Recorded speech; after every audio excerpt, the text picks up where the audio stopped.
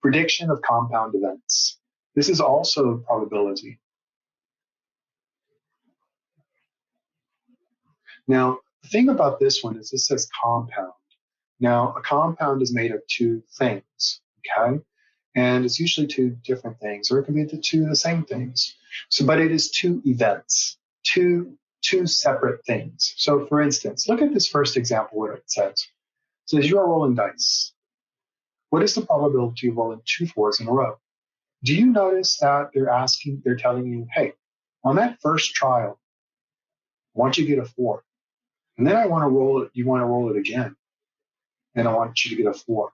Well, let me ask you, is that very likely? Now, a lot of people would say, I don't know, but I'm going to tell you, actually, the math would say it's unlikely, it's highly unlikely to get a 4 and then another 4. So if you see someone getting a 4 and then another 4 and then another 4, oh my God, they must be like a wizard or something, because mathematically, there are very low chances of that happening. So let me show you how this works. What they do is you're still building a ratio. See that one? Let me show you what that one is. How many 4s are on a die? If you said 1, you would be correct. But then again, remember, you have to build a ratio. So you need this bottom number, which is my total. So this is how many 4s are on the die. And this is how many total there are. Well, you're going to take that ratio or that percentage, and you're going to multiply it by, guess what? Getting another 4.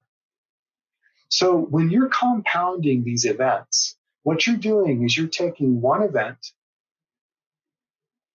and you're going to multiply it times another event. Now, this one only had 2 events happening, 1 4 and then another 4. You could have even more than that. Like, for instance, look at this next one. It says, what's the probability of rolling 3 4s? So this one's going to have a ratio times another ratio. So look at what happens when you multiply these ratios together. So 1 times 1 gives me 1.